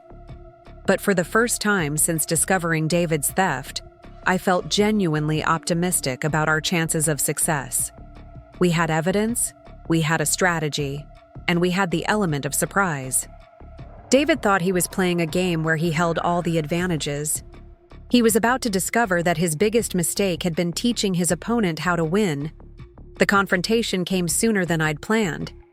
Wednesday morning, I arrived at the office to find David waiting in my personal workspace, sitting behind my desk with the kind of territorial confidence that made my skin crawl. He was reviewing documents from a folder I'd never seen before, his expression focused and calculating in a way that immediately put me on high alert. "Good morning, beautiful," he said, without looking up from whatever he was reading. I thought, we should have a conversation about some concerning developments I've discovered. The audacity was breathtaking. David was sitting in my chair, in my office, reviewing what were obviously confidential documents, while acting as though he was the injured party in some professional dispute. I realized that Mark must have been right about changing our security protocols immediately. David had probably discovered that his system access had been revoked and was now attempting to regain control of the situation through intimidation. "What kind of developments?" I asked, keeping my voice neutral while studying his body language for signs of desperation or panic. David finally looked up from the documents, and I saw something in his expression that I'd never witnessed before. Cold, calculating hostility directed at me personally. The mask of supportive partnership had been completely abandoned, replaced by the kind of predatory assessment that made me understand how naive I'd been about his true nature. "It seems that someone has been conducting unauthorized investigations into TechFlow's business operations," he said, his tone carrying the measured cadence of a prosecutor building a case. "Someone has been accessing confidential personnel files, reviewing financial transactions, and questioning the legitimacy of approved business development expenditures." I almost laughed at the projection.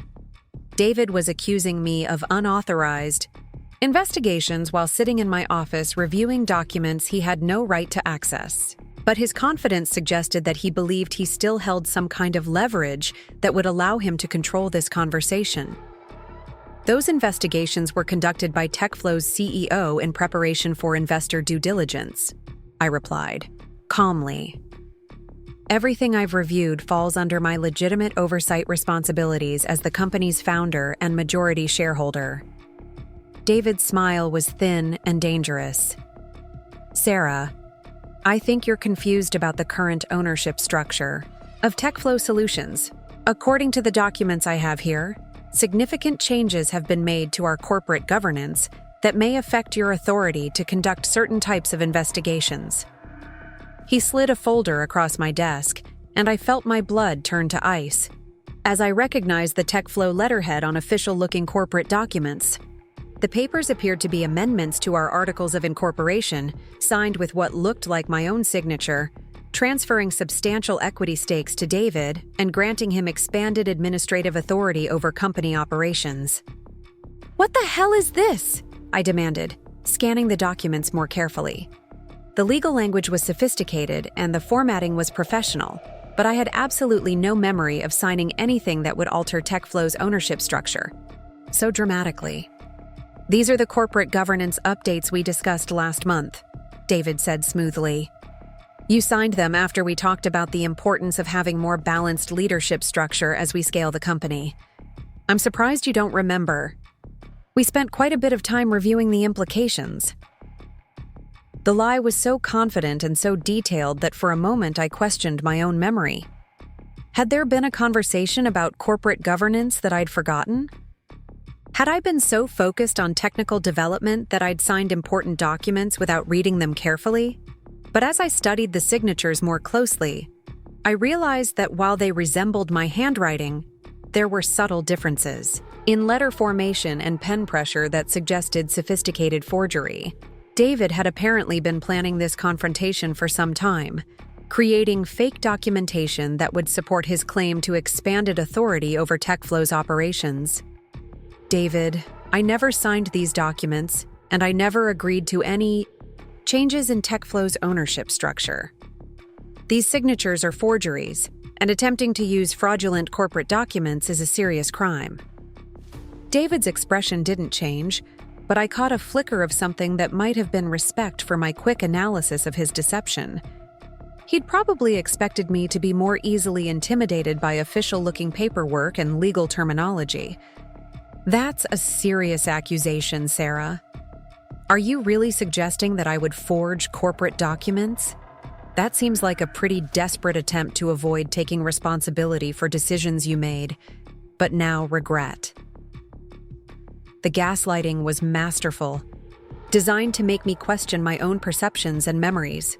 David was using the same psychological manipulation techniques that had been so effective throughout our relationship. But now I recognized them for what they were and refused to be destabilized. "I'm not suggesting anything," I said firmly. "I'm stating a fact. These documents are fraudulent, and your attempt to use them to intimidate me is going to backfire spectacularly." For the first time in our conversation, David's confident facade showed cracks. He leaned back in my chair, studying my face with the kind of analytical intensity I'd seen him use when evaluating potential business partners. I realized that he was reassessing his strategy, trying to determine whether his intimidation approach was working or whether he needed to shift tactics. "Sarah, I think you're making a mistake by taking such an adversarial approach to what should be a collaborative discussion about TechFlow's future. We've built something remarkable together, and it would be unfortunate if personal disagreements destroyed what we've accomplished." The shift from intimidation to manipulation was so smooth that I almost admired the technique. David was now positioning himself as the reasonable party trying to preserve our business relationship, despite my unreasonable hostility. But his reference to personal disagreements revealed that he knew I'd discovered at least some of his betrayal. "What kind of personal disagreements are you referring to?" I asked, curious to see how much he was willing to admit. David was quiet for a moment, and I could see him calculating the risks and benefits of different levels of disclosure. When he finally spoke, his voice carried a note of manufactured sadness that was probably intended to evoke sympathy. "Sarah, I know that you've discovered some information about my relationships outside our marriage, and I understand that you're hurt and angry. But I hope you won't let personal feelings compromise your judgment about what's best for TechFlow and our employees." The audacity was staggering. David was acknowledging his affair while simultaneously suggesting that my reaction to his betrayal was the real threat to our company's future. He was trying to position me as the emotionally unstable spouse who might damage our business out of jealousy and vindictiveness. This isn't about personal feelings, David. This is about corporate espionage, intellectual property theft, and breach of fiduciary duty. Your relationship with Jessica Wong is relevant only because it provides context for your systematic theft of TechFlow's proprietary technologies. David's mask slipped completely for just a moment, and I saw genuine surprise in his expression. He'd known that I'd discovered his affair, but he hadn't expected me to understand the full scope of his corporate espionage operation. His carefully planned intimidation strategy was based on the assumption that I was reacting emotionally to personal betrayal rather than analytically to professional threats. Sarah, I think you're misinterpreting some routine business development activities. My work with external consultants and strategic partners has always been focused on creating value for TechFlow. External consultants like Ryan Phillips, who downloaded our client contracts and financial projections before joining Meridian Tech Holdings as Director of Business Development. This time, David couldn't hide his shock. The color drained from his face as he realized that I'd identified not just his relationship with Jessica Wong, but the broader network of accomplices who'd been helping him execute his corporate espionage operation. I don't know what you think you've discovered, but you're obviously misunderstanding the nature of legitimate business relationships, David said, but his voice lacked the confidence it had carried earlier in our conversation. I understand perfectly, I replied. You've spent 8 months systematically stealing TechFlow's intellectual property, transferring our proprietary technologies to Meridian Tech Holdings, and planning to launch a competing business using our stolen algorithms. The only thing I misunderstood was how long this has been going on and how many people you've involved in the conspiracy. David stared at me in silence for several seconds, and I could see him processing the implications of how much I knew about his activities. His entire strategy had been based on maintaining the element of surprise and controlling the narrative about his relationship with TechFlow. Now he was discovering that I'd been conducting my own investigation and had gathered enough evidence to expose his betrayal comprehensively. Even if your interpretation of events were accurate, David said carefully, you'd still need to consider the practical implications of pursuing allegations that could destroy both our personal and professional relationships. TechFlow's success depends on stability and continuity in leadership. Creating chaos and uncertainty would hurt everyone, including our employees and investors. The threat was subtle but unmistakable. David was suggesting that exposing his betrayal would damage TechFlow more than allowing it to continue. He was betting that my concern for our employees and our business would make me willing to overlook his theft in exchange for maintaining operational stability. But his threat also revealed his desperation. If David truly believed that he held legal authority over TechFlow's operations, he wouldn't need to rely on emotional manipulation and veiled threats. His attempt to intimidate me suggested that he knew his position was fundamentally weak and that exposure of his activities would have serious consequences. Actually, David, I think you'll find that TechFlow's investors and employees will appreciate decisive action to protect the company's intellectual property. Pinnacle Ventures was particularly impressed with our security protocols and our proactive approach to identifying potential threats. David's expression shifted immediately from confidence to alarm. You discussed this situation with Pinnacle? I discussed our comprehensive security review and the measures we're taking to ensure the integrity of our intellectual property portfolio. Michael Harrison was very impressed with our sophisticated monitoring capabilities and our commitment to protecting shareholder value. The lie was calculated to maximize David's panic while revealing nothing about our actual timeline or strategy. If David believed that Pinnacle was already aware of security concerns at TechFlow, he might accelerate his own timeline in ways that would create additional evidence of his conspiracy. Sarah, involving external investors in what should be internal personnel matters is incredibly inappropriate. You're jeopardizing relationships that I've spent months building. The only relationships being jeopardized are the ones built on deception and theft, I replied. TechFlow's legitimate business relationships will survive full disclosure of your activities.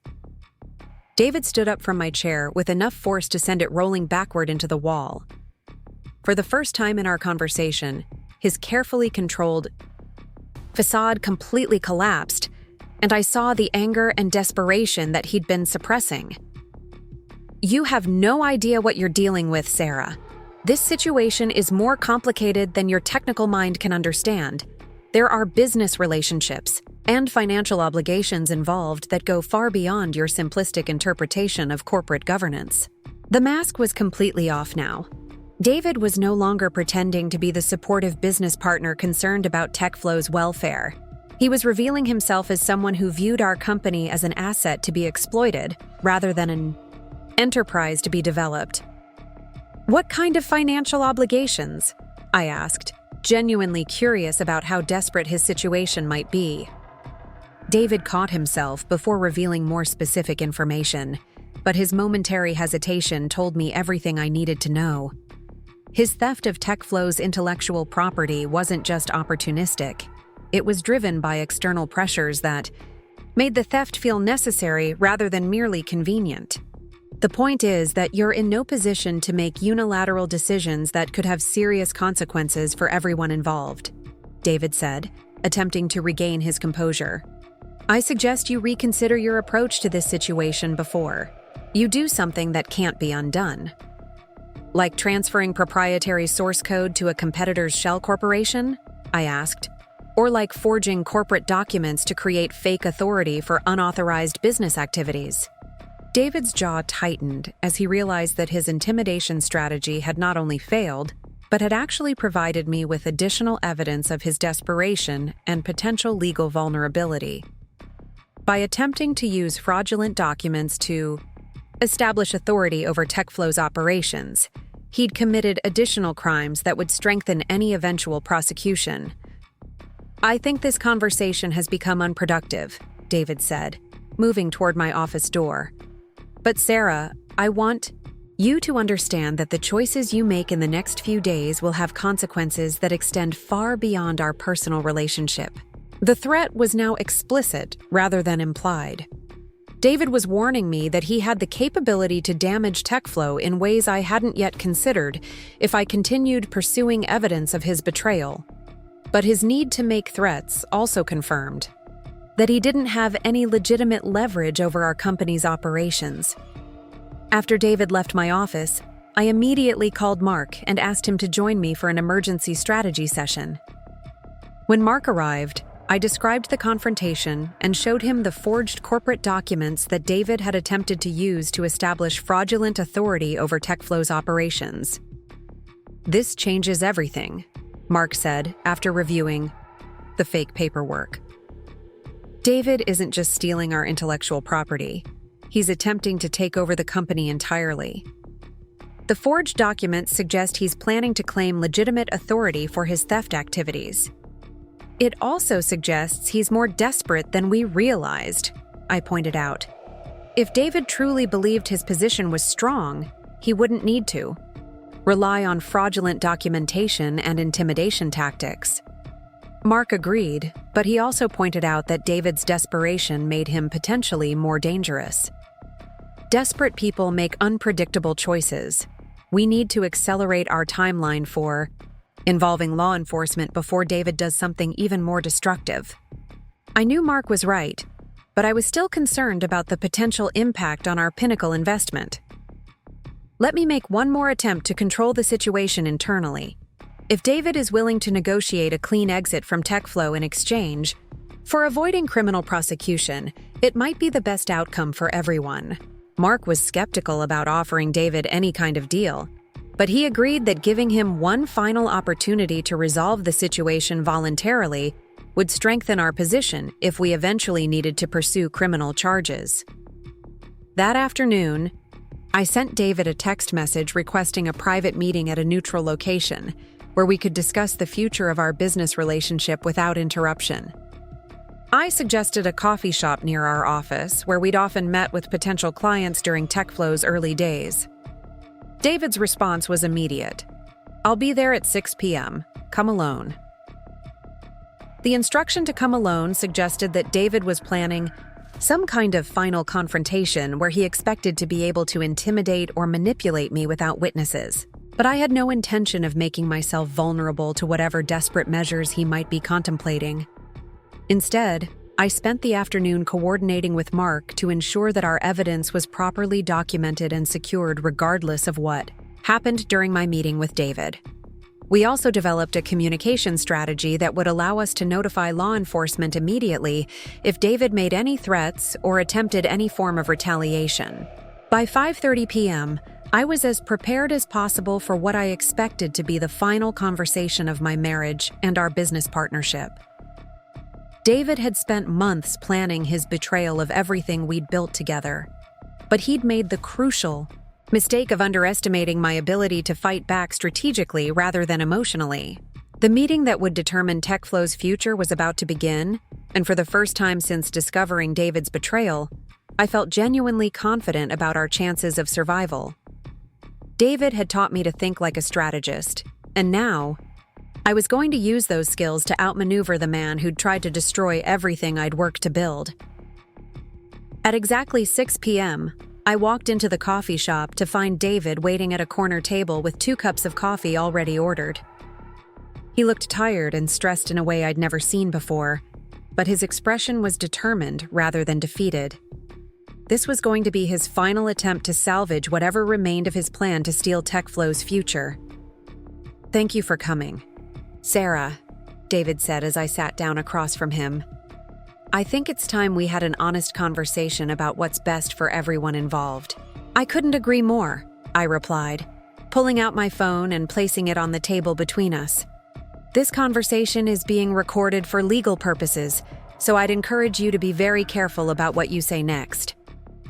David stared at the phone for several seconds, and I could see him recalculating his approach based on this new development.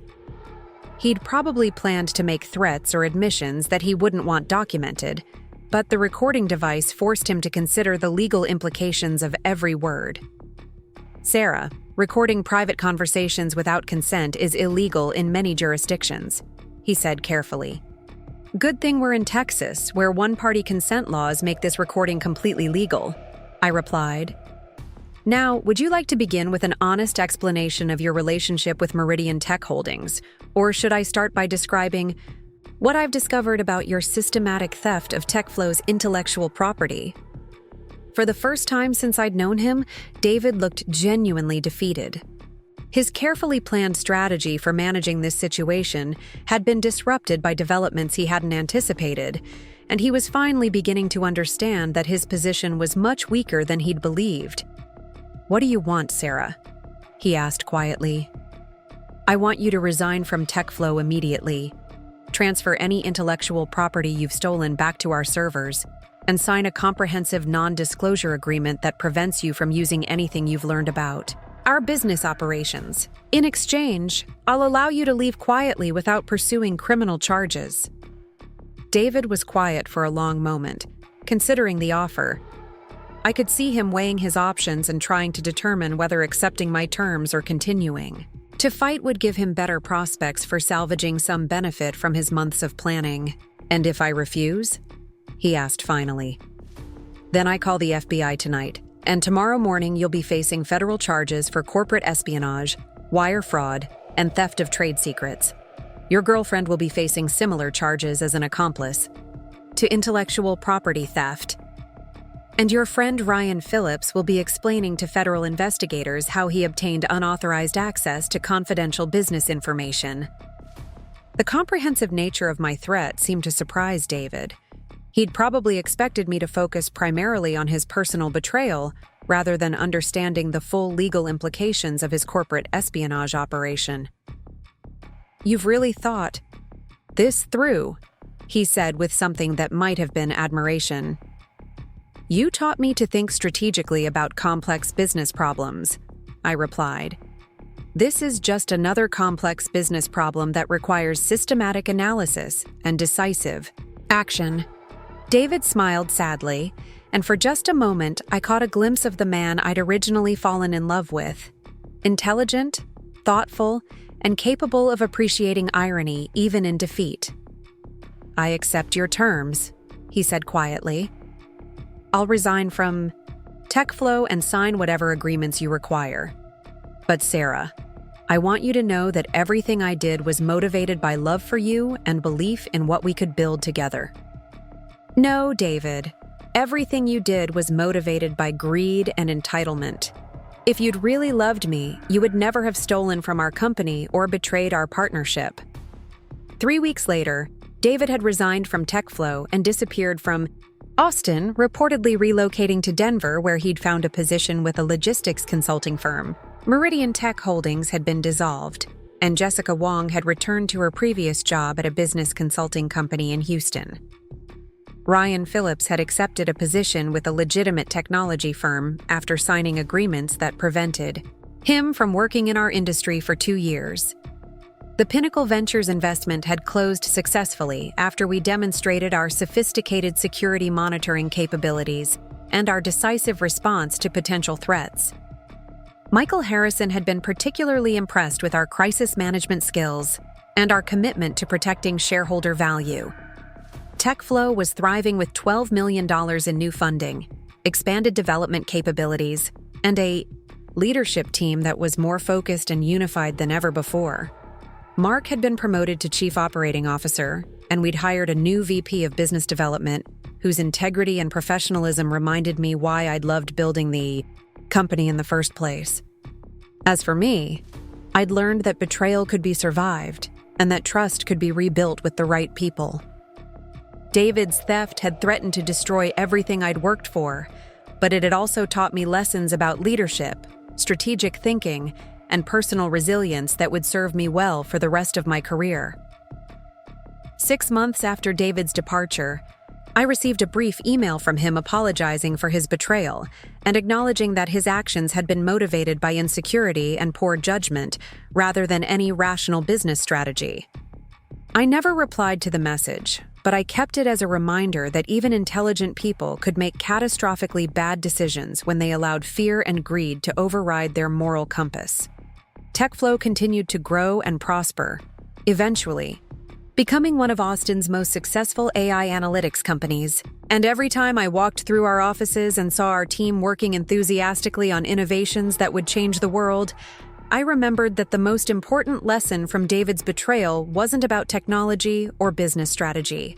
It was about the difference between building something meaningful with people you trust and trying to steal success from others who've done the hard work of creation. David had chosen theft over innovation, betrayal over partnership, and immediate gratification over long-term value creation. The consequences of those choices had ultimately destroyed not just our relationship, but his entire professional future. But for those of us who chose differently, who remained committed to building rather than stealing, the future was brighter than ever.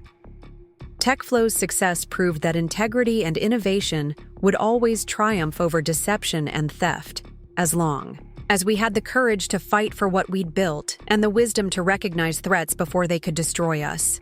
The FBI never needed to get involved, but I kept Agent Rodriguez's card in my desk drawer as a reminder that some betrayals are serious enough to warrant federal attention. David had come closer to criminal prosecution than he'd ever realized, and his decision to accept my terms had probably saved him from consequences far more severe than losing his job and leaving town. In the end, the man who'd tried to steal my company's future had actually given me something invaluable: the knowledge that I was stronger, smarter, and more resilient than I'd ever imagined. David's betrayal had been intended to destroy me, but instead it had proven that I was capable of protecting everything I'd built and emerging stronger than before. That was a lesson worth learning, even at such a painful cost. 6 months after David's resignation, I was sitting in Agent Lisa Rodriguez's field office at the Austin Federal Building, staring at a file folder that contained enough evidence to send my ex-husband to federal prison for a decade. The FBI's white-collar crime unit had been investigating Meridian Tech Holdings as part of a broader inquiry into corporate espionage in the technology sector, and what they'd discovered went far beyond David's theft of TechFlow's intellectual property. Ms. Mitchell, I want you to understand that your decision to document Mr. Mitchell's activities so thoroughly has helped us uncover a sophisticated network of corporate espionage that extends across multiple companies and several states. Agent Rodriguez explained, her voice carrying the kind of professional satisfaction that comes from breaking open a significant case. Your ex-husband wasn't just stealing from TechFlow. He was part of an organized operation that targeted at least 6 different technology companies over the past 2 years. The revelation hit me like a physical blow. I'd thought David's betrayal was personal, driven by his relationship with Jessica Wong and his desire to build something with her using our stolen technologies. Learning that he'd been part of a broader criminal enterprise made me realize how naive I'd been about the scope of what he'd been doing. How long has this been going on? I asked, trying to process the implications of what Agent Rodriguez was telling me. We believe the network has been operating for approximately 3 years, with increasingly sophisticated methods for identifying targets and extracting valuable intellectual property. Your ex-husband appears to have joined the operation about 18 months ago, shortly after he began working at TechFlow. 18 months ago. That timeline meant David had become involved in corporate espionage almost immediately after joining my company. Everything I'd interpreted as enthusiastic participation in our business development had actually been systematic intelligence gathering for a criminal organization. Agent Rodriguez opened the file folder and showed me photographs of documents that made my blood run cold. Financial records showing payments from multiple technology companies to various shell corporations controlled by the espionage network. Email communications discussing acquisition targets and extraction timelines that clearly referred to intellectual property theft rather than legitimate business activities. And most damaging of all, detailed profiles of technology executives and their companies, including a comprehensive dossier on me and TechFlow. Your husband provided extremely detailed intelligence about your company's operations, your personal habits, and your psychological profile, Agent Rodriguez continued. The network used this information to develop a comprehensive strategy for extracting maximum value from TechFlow while minimizing the risk of discovery. I stared at the psychological profile that David had apparently compiled about me, feeling sick as I read clinical assessments of my personality traits, professional insecurities, and relationship dynamics. He'd documented my tendency to trust people too easily, my discomfort with confrontational situations, and my habit of delegating business development responsibilities to avoid networking events I found draining. The profile suggests that Mr. Mitchell believed you would be unlikely to discover his theft, and even less likely to take decisive action if you did discover it, Agent Rodriguez noted. His assessment proved to be significantly incorrect. The irony would have been amusing if it weren't so devastating. David had spent months analyzing my personality and behavior patterns, confident that his psychological insights would allow him to manipulate me indefinitely. But his analysis had been based on observing me in comfortable, trusting situations. He'd never seen how I responded to existential threats or systematic betrayal because he'd never given me reason to feel threatened or betrayed. What happened? To the other companies that were targeted? I asked, dreading the answer.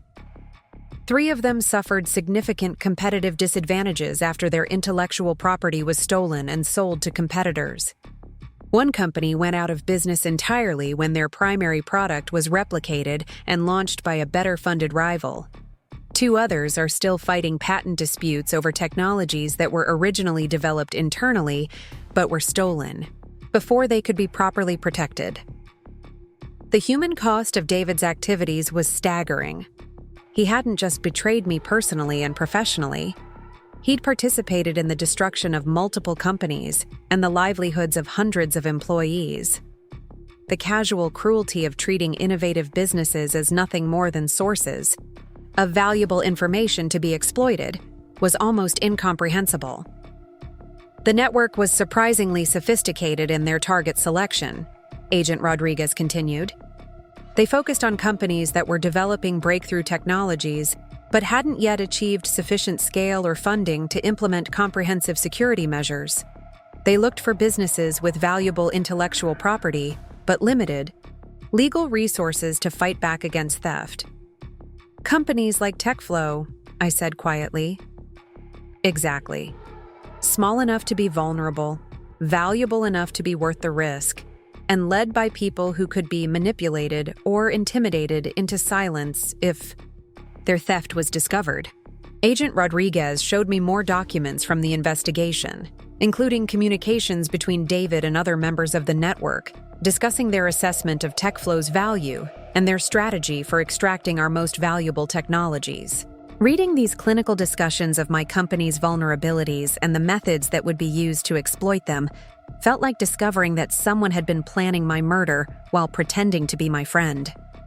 What's particularly interesting about your case, Agent Rodriguez noted, is that Mr. Mitchell appears to have violated the network's operational protocols by becoming emotionally involved with his target. His relationship with Jessica Wong and his decision to incorporate Meridian Tech Holdings as a competing business suggest that he was planning to leave the network and operate independently. This revelation explained why David had seemed so desperate during our final confrontations. He hadn't just been worried about criminal prosecution for stealing TechFlow's intellectual property. He'd also been concerned about retaliation from his criminal associates who might have viewed his independent activities as a betrayal of their organization. The network doesn't tolerate members who try to profit independently from operations they were supposed to be conducting on behalf of the group, Agent Rodriguez explained. Mr. Mitchell's relationship with Ms. Wong and his plans for Meridian Tech Holdings would have been seen as serious violations of their operational agreements.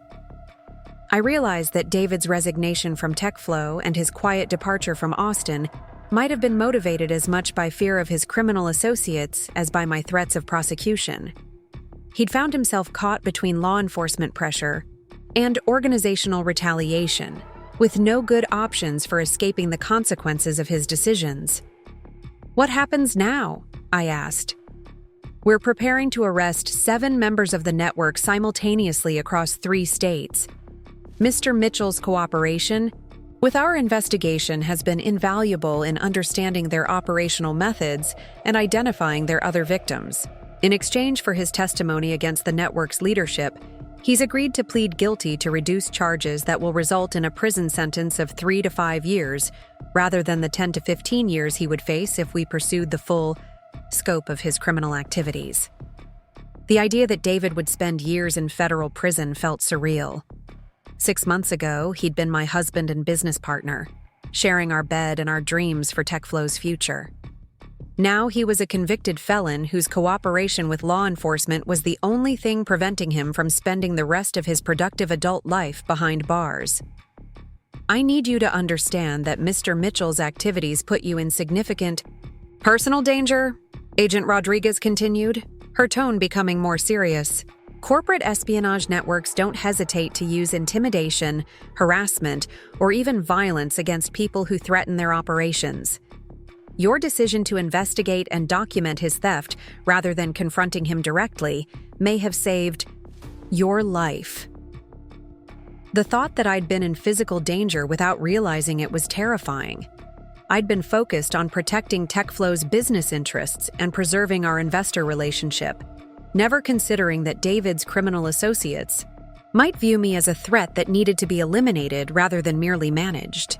The network had contingency plans for dealing with what they called problematic targets, business owners who discovered their theft and couldn't be intimidated into silence, Agent Rodriguez explained. These plans included financial sabotage, reputation destruction, and, in extreme cases, physical harm to executives and their families. I thought about all the evenings I'd spent alone in our Lakeway house while David claimed to be attending business meetings or industry events. How many of those absences had involved planning sessions with his criminal associates? How many times had I been completely vulnerable while the man I trusted was discussing strategies for destroying my life if I became inconvenient to their operations? Fortunately, your systematic approach to gathering evidence and your decision To involve law enforcement quickly prevented the situation from escalating to more dangerous levels, Agent Rodriguez said. The network prefers to avoid attention from federal investigators, so once they realized that Mr. Mitchell's activities had triggered an FBI investigation, they focused on containing the damage rather than retaliating against you personally. The revelation that I'd unknowingly been playing a high-stakes game with professional criminals made me appreciate how fortunate TechFlow had been to survive David's betrayal. If I'd confronted him emotionally rather than strategically, if I'd been less careful about documenting evidence, if I'd been more willing to accept his explanations and forgive his betrayal, the outcome could have been catastrophic for both, me and my company. What about the other victims? I asked. Are they pursuing civil litigation against the network members? Several are, but civil litigation is complicated when the defendants are facing federal criminal charges. Most victims are focusing on working with us to ensure successful prosecutions rather than trying to recover damages that may not be collectible anyway. Agent Rodriguez explained that the network had been careful to structure their operations in ways that made asset recovery difficult. They used multiple shell corporations, offshore banking accounts, and complex financial structures that obscured the flow of money from intellectual property theft. Even successful criminal prosecutions might not result in meaningful financial compensation for their victims. However, your case is somewhat different because Mr. Mitchell's assets remain largely within U.S. jurisdiction, and his cooperation with our investigation gives you additional leverage in any civil proceedings you choose to pursue. I realized that I had little interest in pursuing David for financial damages. TechFlow's success with the Pinnacle investment had more than compensated for any temporary setbacks caused by his theft, and our enhanced security measures had positioned us as a more attractive acquisition target for larger technology companies who valued our sophisticated approach to intellectual property protection. More importantly, I'd learned that the best revenge against someone who tried to steal your success was simply to continue succeeding without them.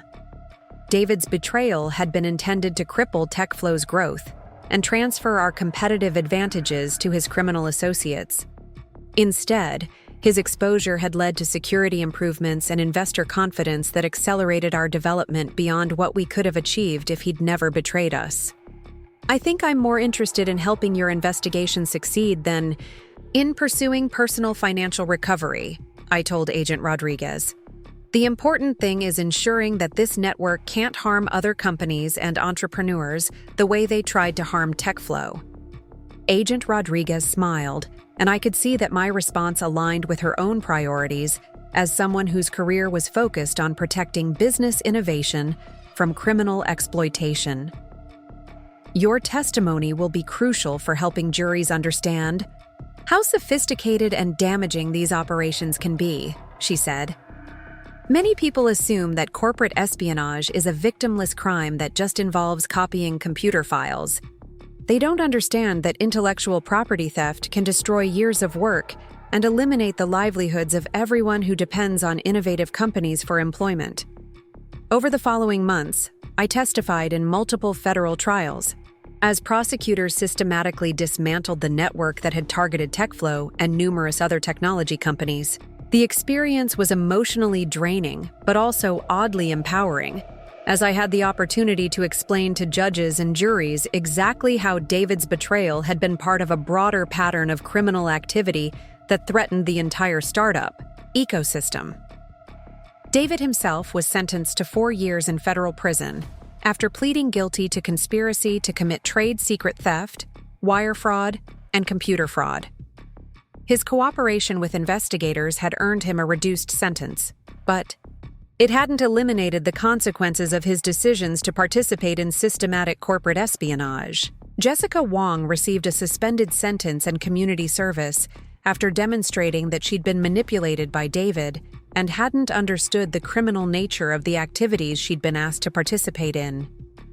Ryan Phillips received 2 years in federal prison for his role in gathering intelligence about multiple target companies, though his sentence was also reduced in exchange for cooperation with the investigation. The network's leadership received sentences ranging from 8 to 12 years, reflecting the scope of their criminal enterprise and the millions of dollars in damages they'd caused to technology companies across multiple states.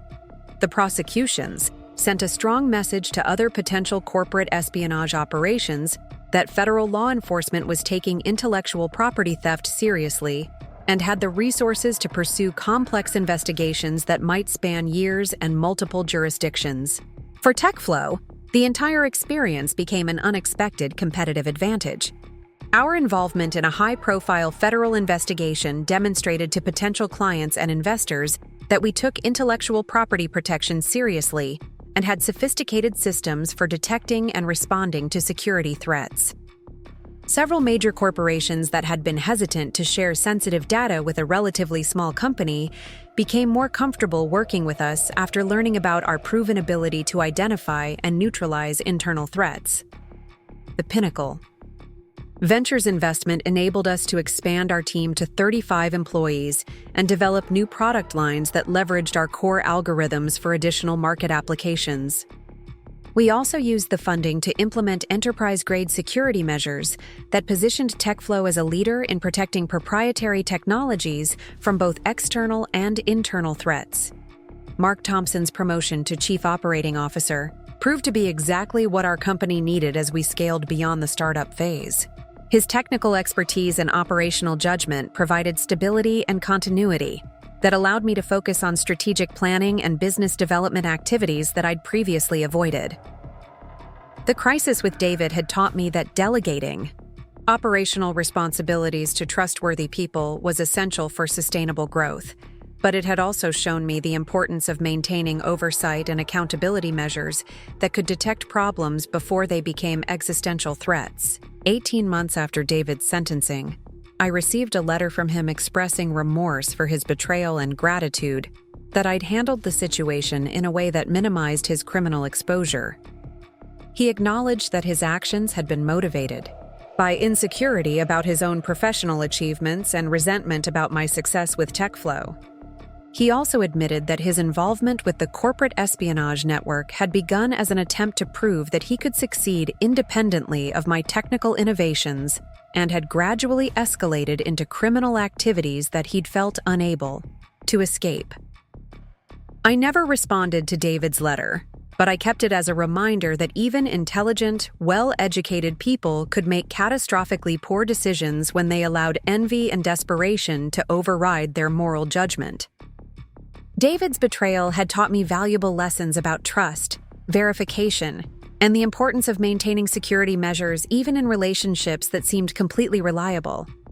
The letter also confirmed something I'd suspected throughout the investigation. David's criminal activities had been driven more by psychological insecurity than by financial necessity. He'd needed to prove that he could achieve success comparable to mine, but he'd been unwilling to invest the time and effort required to build something legitimate.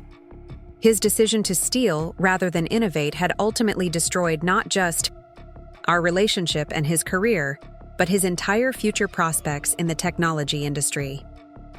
2 years after the investigation concluded, TechFlow was acquired by a Fortune 500 technology company for $87 million, providing substantial returns for our employees, investors, and founders. The acquisition was motivated partly by our innovative algorithms and growing market presence, but also by our demonstrated expertise in intellectual property protection and security management. Mark and I used our proceeds from the acquisition to establish a venture capital fund focused on supporting early-stage technology companies with sophisticated security needs. Our own experience with corporate espionage had taught us how vulnerable innovative startups could be to criminal exploitation, and we wanted to help other entrepreneurs protect their intellectual property while scaling their businesses. The fund became known for its unusually comprehensive due diligence processes and its insistence on implementing enterprise-grade security measures, even for companies that were still in their early development phases. We required portfolio companies to undergo regular security audits, implement strict access controls, and develop comprehensive incident response plans that could detect and neutralize threats before they could cause lasting damage. Our approach proved popular with entrepreneurs who understood that intellectual property protection was essential for long-term success in competitive technology markets. The fund's portfolio companies experienced significantly lower rates of corporate espionage and intellectual property theft compared to industry averages, validating our belief that proactive security measures were far more effective than reactive responses to discovered threats. 5 years after David's betrayal, I was featured on the cover of Austin Business Journal as one of the city's most successful technology entrepreneurs. The article described my journey from TechFlow founder to venture capital partner, but it also highlighted the lessons I'd learned about leadership, security, and resilience in the face of systematic betrayal. The reporter asked whether I regretted trusting David despite the warning signs that might have revealed his criminal activities earlier. I explained that trust wasn't something to be regretted. It was an essential component of building successful businesses and meaningful relationships. The key was learning to verify that trust through systematic monitoring and accountability measures that could detect problems before they became catastrophic. David's betrayal had been devastating at the time, but it had also taught me skills and perspectives that made me a more effective leader and a more valuable advisor to other entrepreneurs facing similar challenges. The experience had forced me to develop strategic thinking capabilities and crisis management skills that I might never have acquired in the absence of existential threats to my company's survival. Most importantly, surviving David's systematic betrayal had proven to me that I was stronger, smarter, and more resilient than I'd ever imagined.